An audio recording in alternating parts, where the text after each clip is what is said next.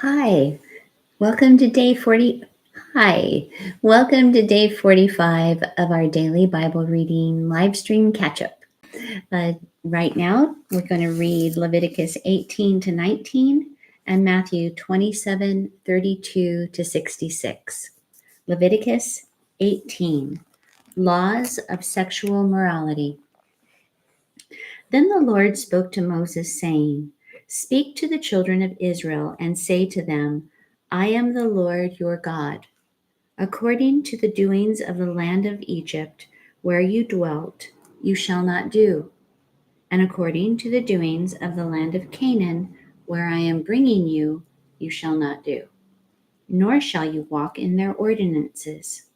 You shall observe my judgments and keep my ordinances to walk in them. I am the Lord your God. You shall therefore keep my statutes and my judgments, which if a man does, he shall live by them. I am the Lord. None of you shall approach anyone who is near of kin to him to uncover his nakedness. I am the Lord. The nakedness of your father or the nakedness of your mother you shall not uncover. She is your mother. You shall not uncover her nakedness. The nakedness of your father's wife you shall not uncover. It is your father's nakedness. The nakedness of your sister, the daughter of your father, or the daughter of your mother, whether born at home or elsewhere, their nakedness you shall not uncover. The nakedness of your son's daughter or your daughter's daughter, their nakedness you shall not uncover, for theirs is your own nakedness. The nakedness of your father's wife's daughter, begotten by your father, she is your sister. You shall not uncover her nakedness. You shall not uncover the nakedness of your father's sister. She is near of kin to your father. You shall not uncover the nakedness of your mother's sister, for she is near of kin to your mother. You shall not uncover the nakedness of your father's brother. You shall not approach his wife. She is your aunt. You shall not uncover the nakedness of your daughter-in-law. She is your son's wife. You shall not uncover her nakedness. You shall not uncover the nakedness of your brother's wife. It is your brother's nakedness. You shall not uncover the nakedness of a woman and her daughter, nor shall you take her son's daughter or her daughter's daughter to uncover her nakedness. They are near of kin to her. It is wickedness. Nor shall you take a woman as a rival to her sister to uncover her nakedness while the other is alive. Also, you shall not approach a woman to uncover her nakedness as long as she is in her customary impurity. Moreover, you shall not lie carnally with your neighbor's wife to defile yourself with her. And you shall not let any of your descendants pass through the fire to Molech, nor shall you profane the name of your God. I am the Lord.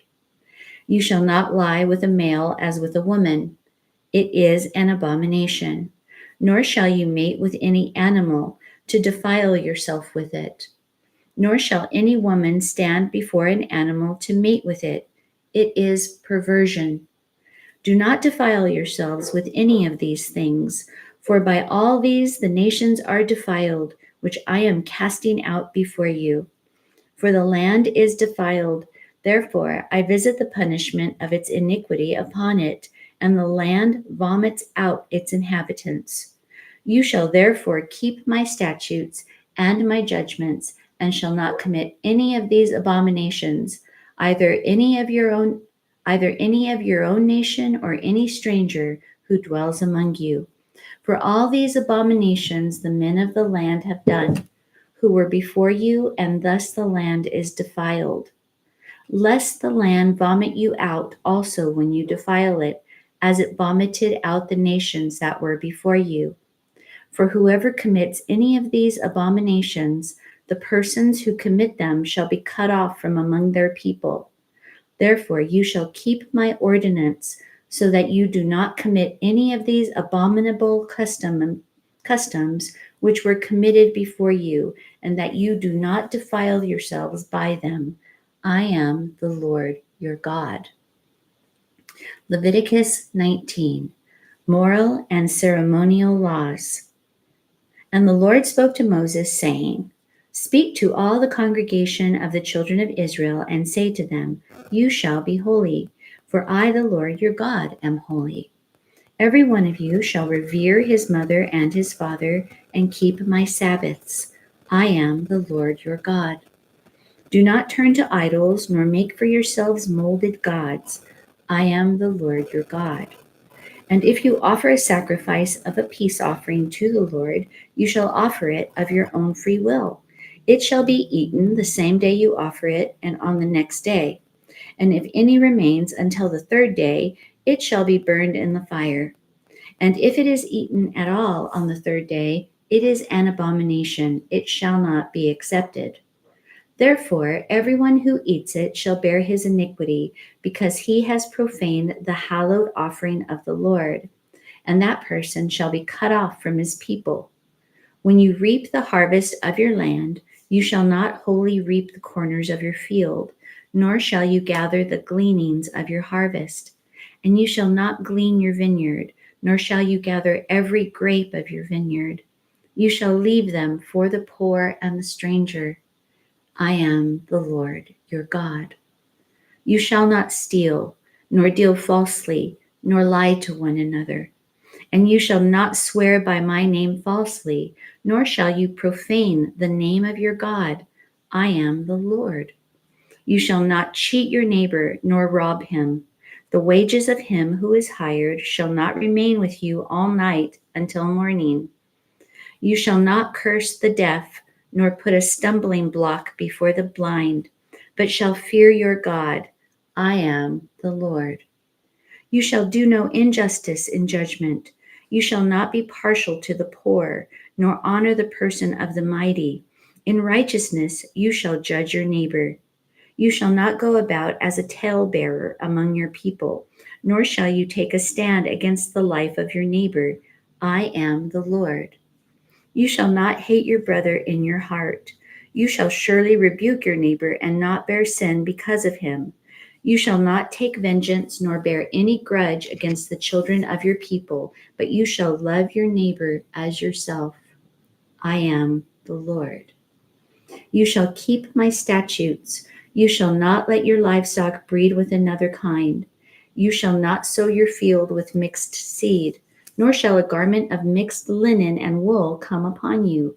Whoever lies carnally with a woman who is betrothed to a man as a concubine, and who has not at all been redeemed nor given her freedom, for this there shall be scourging, but they shall not be put to death, because she was not free. And he shall bring his trespass offering to the Lord, to the door of the tabernacle of meeting, a ram as a trespass offering. The priest shall make atonement for him with the ram of the trespass offering before the Lord for his sin which he has committed, and the sin which he has committed shall be forgiven him. When you come into the land and have planted all kinds of trees for food, then you shall count their fruit as uncircumcised. 3 years it shall be as uncircumcised to you, it shall not be eaten. But in the 4th year all its fruit shall be holy, a praise to the Lord. And in the 5th year you may eat its fruit, that it may yield to you its increase. I am the Lord your God. You shall not eat anything with the blood, nor shall you practice divination or soothsaying. You shall not shave around the sides of your head, nor shall you disfigure the edges of your beard.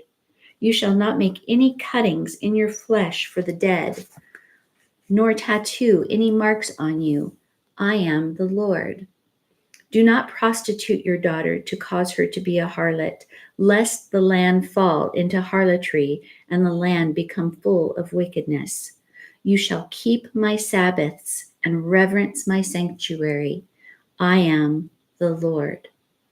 Give no regard to mediums and familiar spirits. Do not seek after them to be defiled by them. I am the Lord your God. You shall rise before the gray-headed and honor the presence of an old man and fear your God. I am the Lord. And if a stranger dwells with you in your land, you shall not mistreat him. The stranger who dwells among you shall be to you as one born among you, and you shall love him as yourself. For you were strangers in the land of Egypt. I am the Lord your God. You shall do no injustice in judgment, in measurement of length, weight, or volume. You shall have honest scales, honest weights, an honest ephah, and an honest hin. I am the Lord your God, who brought you out of the land of Egypt. Therefore, you shall observe all my statutes and all my judgments and perform them. I am the Lord. Matthew 27:32-66.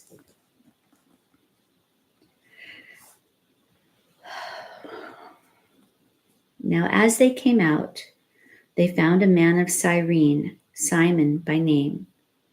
Him they compelled to bear his cross. And when they had come to a place called Golgotha, that is to say, place of a skull, they gave him sour wine mingled with gall to drink. But when he had tasted it, he would not drink. Then they crucified him and divided his garments, casting lots, that it might be fulfilled which was spoken by the prophet. They divided my garments among them, and for my clothing they cast lots. Sitting down, they kept watch over him there. And they put up over his head the accusation written against him, "This is Jesus, the King of the Jews." Then 2 robbers were crucified with him, one on the right and another on the left. And those who passed by blasphemed him, wagging their heads and saying, "You who destroy the temple and build it in 3 days, save yourself. If you are the Son of God, come down from the cross." Likewise, the chief priests also, mocking with the scribes and elders, said, "He saved others, himself he cannot save. If he is the King of Israel, let him now come down from the cross, and we will believe him. He trusted in God. Let him deliver him now if he will have him, for he said, 'I am the Son of God.'" Even the robbers who were crucified with him reviled him with the same thing. Now from the 6th hour until the 9th hour, there was darkness over all the land. And about the 9th hour, Jesus cried out with a loud voice, saying, "Eli, Eli, lama sabachthani?"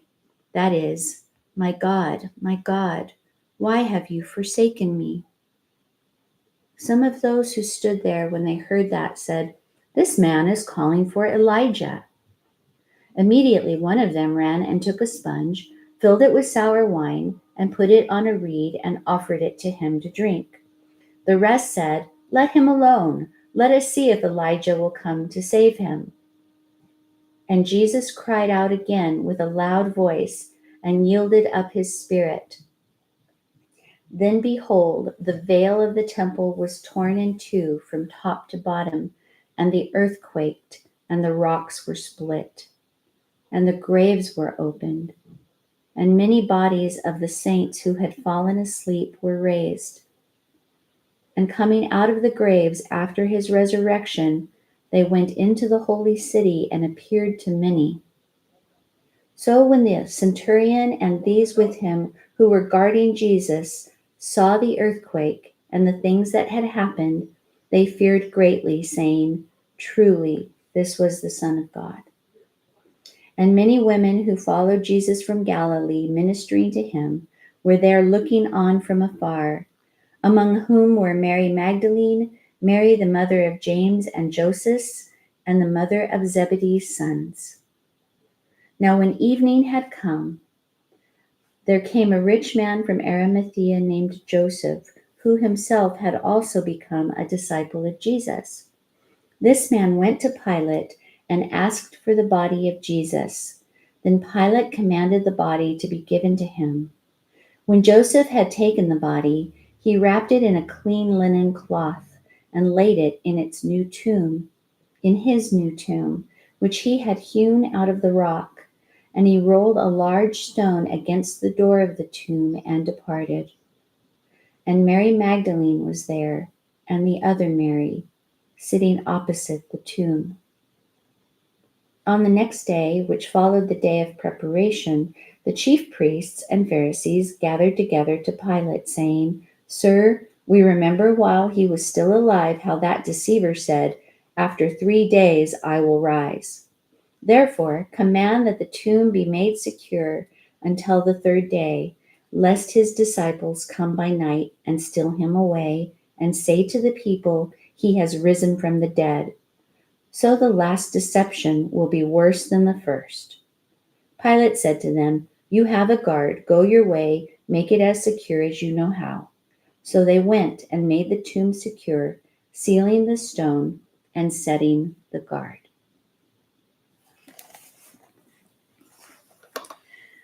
Lord, you are so great and so mighty, and yet you came to earth for us as a man, and you were crucified for us as a man and suffered greatly.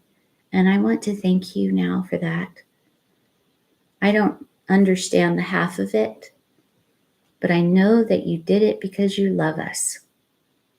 And so again, Lord, I pray that for everyone who heard your word today, that you would bless them with ever increasing understanding of your love specifically for each of them, as you demonstrated on the cross. I love you. In Jesus' name, amen. See you next time.